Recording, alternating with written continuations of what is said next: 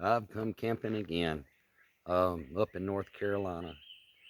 But anyway, I just thought I'd come on and let you know that the last time I went camping, I didn't video, but I ended up meeting this lady named Betty, and she's 73 years old, and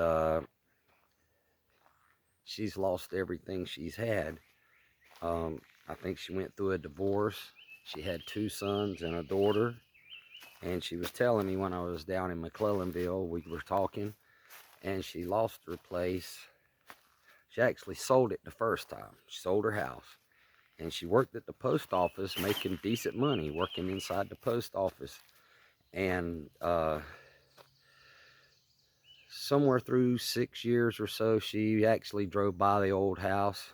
I think one of her sons had passed away, and she saw the old house, and it had a lot of memories. And so she bought it back. She said she bought it back for a lot higher price than she sold it for earlier.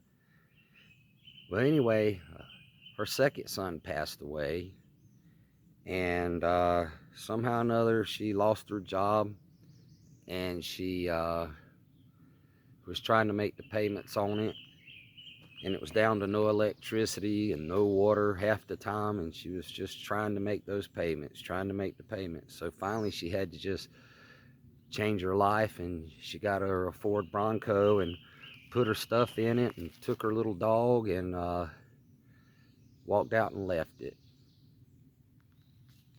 Well, her other son had died. Now she only had one daughter left, and I don't know the whole story on it. I just know she's living like this in a Ford Bronco and just living from one campsite to another, and she was headed north. And so I told her about this place up in North Carolina probably a month ago, at least a month ago, and I had no idea she would even be here. I just came up this way. I'm about 140 some miles from the house where I stay, and I drive up and I see her, and she barely remembers me to start with. And then it came back to her, and she said, "When you left that morning, did you give me a big stack of wood and a gallon of water?" And I said, "Yes, ma'am, you were asleep. So I just laid it by the fire and all, because I saw you trying to build a fire the night before, and I was leaving it, wasn't hauling it. So anyhow, but yesterday, she, I was taking a nap in a chair, and she had her umbrella. She had everything up, ready, to stay here, looked like. And next thing I know, I kind of wake up, and I had my back to her campsite, but I kind of turned around as she was driving out. And I said, well, I thought to myself, well, she's just running to the grocery store or something. And man, she's gone. And I thought, man, she must have not liked me. But then I found out from another neighbor person, uh, she was surprised too. The woman that was another lady camping here, that that Betty had left without saying goodbye. But she left that woman's pan with some grapes in it on her picnic table. Didn't even take it over to her, so. But she told me that Betty and her only living child, the daughter, had gotten in a bad argument, and that she was really torn up inside. And so Betty didn't tell me that. But anyhow, I guess that's enough about that. But I just had cooked me some breakfast, and I took a tortilla wrap, put peanut butter and jelly in it, scrambled me up. Oh,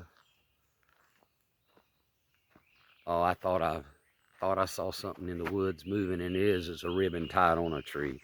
But anyway, I scrambled up me 3 eggs and fried 4 slices of that bacon spam and had me a decent breakfast this morning. So I did end up with 3 days off. That's why I came so far. I was just kind of like thinking and stuff about work and about cell phones and how times has changed. And in just the last, I'll say, 7 years, where I work at, it's like a a small town with housing above it. A few floors up above is housing. And I used to, you know, I'd come out, and I'd be walking down the street there, and you'd see a couple old men. There's park benches under the trees in between this. It's amazing. It's really nice. And the women shopping. A lot of times I notice the older retired men, you know, they'll just be sitting on the park benches or sitting at the round table at some chairs, and they wouldn't even know each other. They're just sitting there.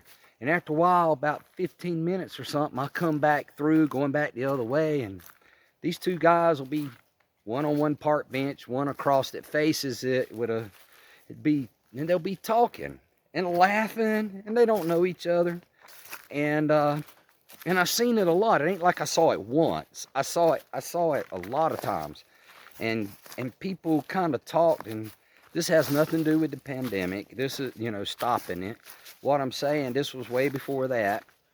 And then what I noticed through time, I mean, you'd see women do it too, but mostly it was old men I noticed. But through time, it got to where I started seeing people being all alone, staring into their phone.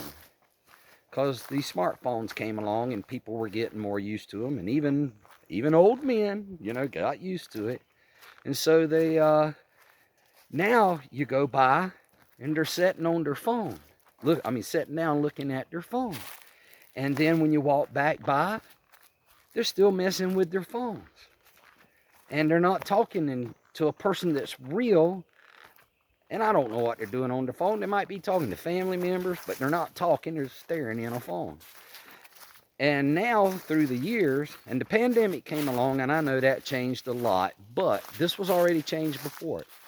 And now what I've noticed, because of Tik Tok and shorties or whatever on YouTube and things, now it's got where you can't even talk with your friends or even sit down and have a quiet lunch or nothing, because everybody's found something new on TikTok and they just got to show it to you. You know, they found it, it's making them laugh, and they want you to see it too. But what they don't realize, it's okay once in a while, but when they do it back to back to back, and they think they're the only one doing it when it's everybody doing it. So you don't get it from one person, you're getting it from, you know, everybody you know. And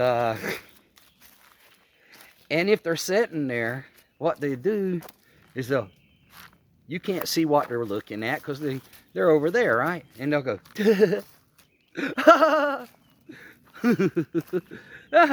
and they're doing that to try to get you to say, hey, what you looking at? Like, to make it interesting to you. And they don't know they're doing that. And I've told a few people about it, and they have come back to me and said, yeah, you know what, James? I've noticed that. Whenever they think it's funny and they want you, they'll do that because it's a shorty. How long you going to keep doo-hoo-hooing? Are you rewatching it? And no, you're subconsciously, you're trying to get somebody to say, hey man, what you looking at? I want to see that. But I just think that's something, because I go through it all the time to the point, I mean, if I want to look, and the thing is, it might not even be funny at all to me. Then I got to throw a fake laugh. Oh yeah, that's pretty cool, you know, the raccoon's washing his hands in water. That's so funny. But the thing is, I done know that they automatically wash everything in water. If they're around water, they even, if you ever had a pet raccoon, you'll know they poop in that water too. That's how clean they are. They even want their poop to be clean. Then they turn around and wash whatever eating in it. That's just the way raccoons are. But, and I made that up. Nobody showed me that video. But, there's probably one out there. I don't know. But it's cool. Look at them. Watch them. But quit pushing them on everybody, because I bet you when someone's pushing stuff to you to watch, constantly say, you probably like, you know, not aggravated, but like, well, you know, that's not that funny to me. Sure is funny to them. And not only that, if you're at work and you're on the clock, now lunch is different, but if you're on the clock, you're supposed to be working. I mean, you clock in and you're supposed to be working. Unless you got a job that you get paid to watch TikTok videos and stuff. I mean, I take breaks too, but just keep in mind when you're looking at stuff, just, you know, just cause you showing it, you know, you want to show it to somebody,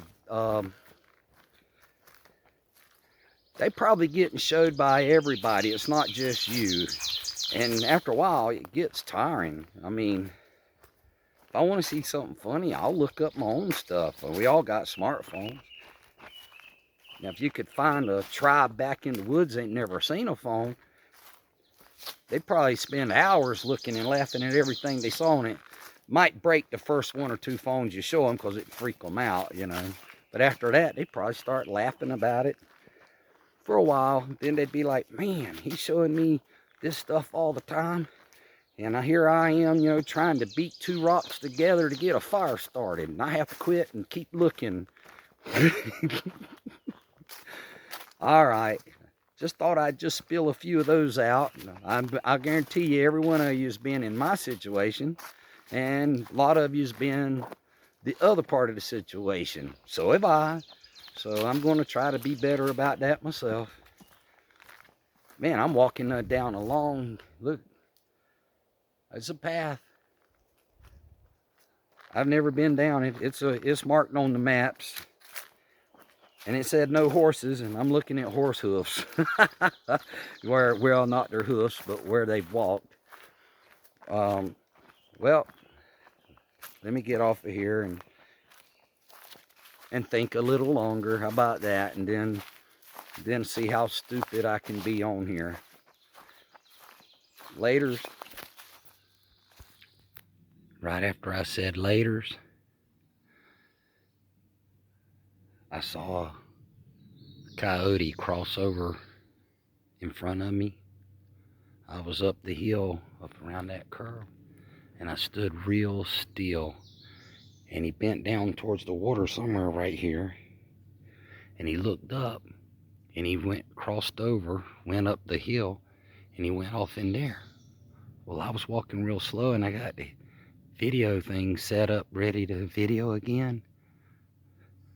And I saw him a few times as he went off into distance while I was setting it up. So he wasn't running. And I'll tell you what, they're kind of thin. First I thought I was seeing a fox. Then I realized he was a good bit bigger than a fox.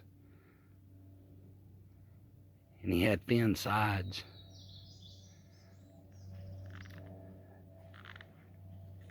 But I don't know. By the time I eased down here, my shoes sounded like a horse saddle when you're riding on a horse. Who knows? He had something on his mind, and I just stood real still. The wind, the way it's blowing, he couldn't smell me. But it's funny how I was talking. Just normal talk, you know, and I quit. But I was a distance up there. But I know they can hear about anything that happens way off. And their nose is sensitive, just like a dog's. Except they trained to live wild. But I even looked on the other side over here to see if maybe another one was following, but the way he was sniffing the ground and going, I got a feeling he's slowly tracking something. Don't know what. Or just following his nose, winding something. Alright, I hope I could video it a little bit just to prove I'm telling the truth here.